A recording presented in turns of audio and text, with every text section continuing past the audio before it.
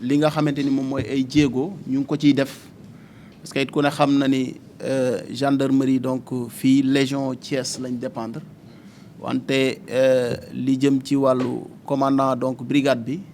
mu ngi def ay jéego foofu pour que barrières yi mën a disponible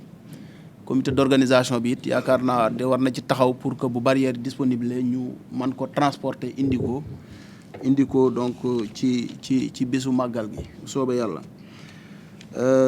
ci lu jëm ci wàllu santé donc li nga xamante ni moom mooy ay médicaments yi bu soobee yàlla dina disponible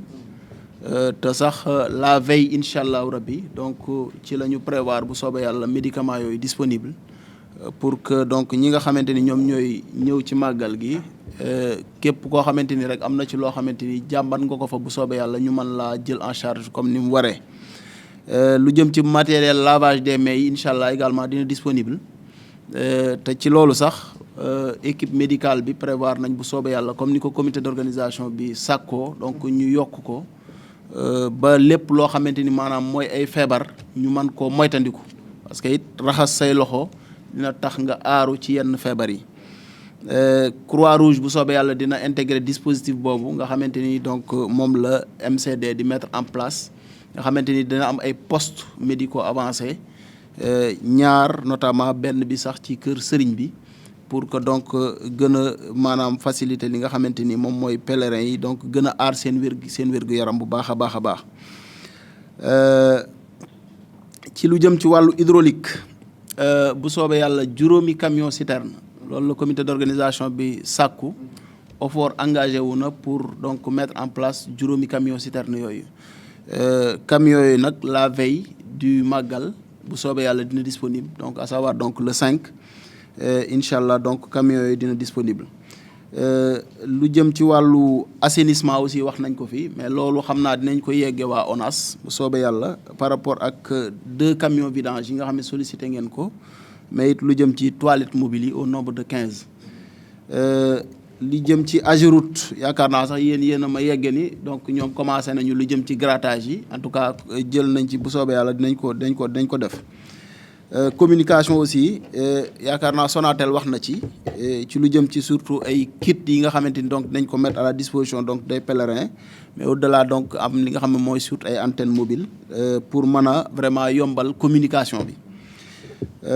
lu jëm ci wàllu élevage aussi yaakaar naa li ci chef de service yi joxe donc ay recommandations la surtout pour que donc ñu mën a fexe ba regrouper li nga xam mooy wàllu abattage yi donc loolu day waral également ñoom itam bu soobee yàlla dinañ ci taxaw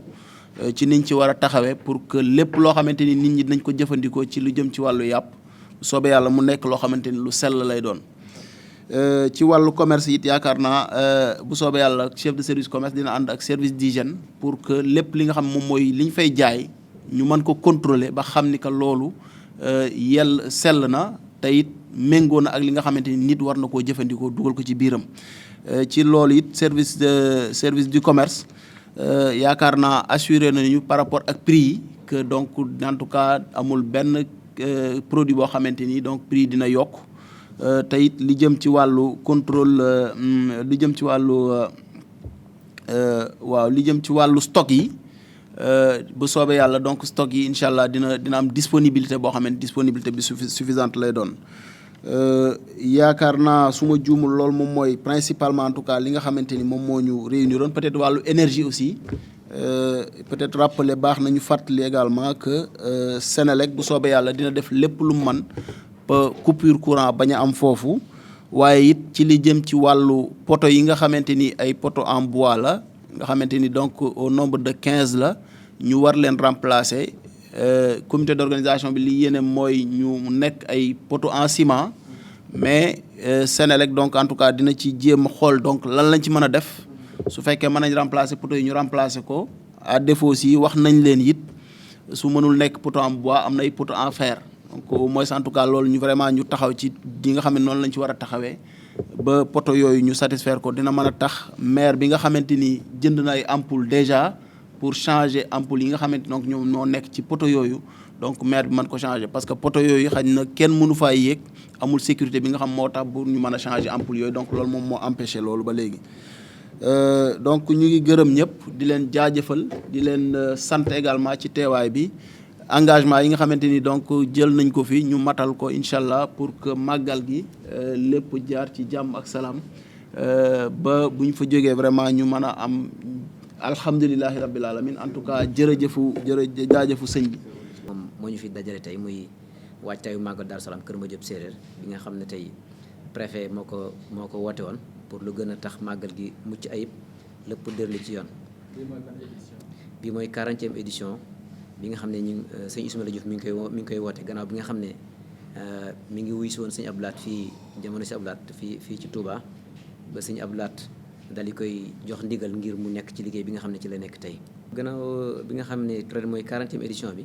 ñu gis ne at yu jàll yu bari ay jafe-jafe yu bari dañ koy jànkonteel surtout ñi nga xam ne ñoo ñëw di fa màggal si ak ñi nga xam ne ñoom la ñuy fekk si muy sëñ bi ak njabootam. jafe-jafe yooyu bi ci njëkk mooy wàllum ndox mi comme ni ko sëñ Abdou Lahad waxee mooy ku ne xam na forage Daaru Salaam Kër Madiop Séeréer ñu ngi ko taxawal 1984 lañ ko tabaxoon. boobu ba tey nag forage bi yàlla dogal na li mu yenoon ak li mu yenu tey wute lool doole ci it màggataay bi mu màggat nga xam ne tey li mu yenu mënu ci dara su ko defee su màgg gi jëmee nag da ciy néew doole lool ba nga xam ne ndox mi comme ni ko sëñ Abdou Lahad waxee sànq maanaam midi rek ndox mi day xonq ba day jéggi dayoo ñaareel bay du doy. moo tax sëñ bi ak comité d'organisation doon sàkku ci kilifa yi suñu mën a jàppale ci ay citerne ak ay bâche à eau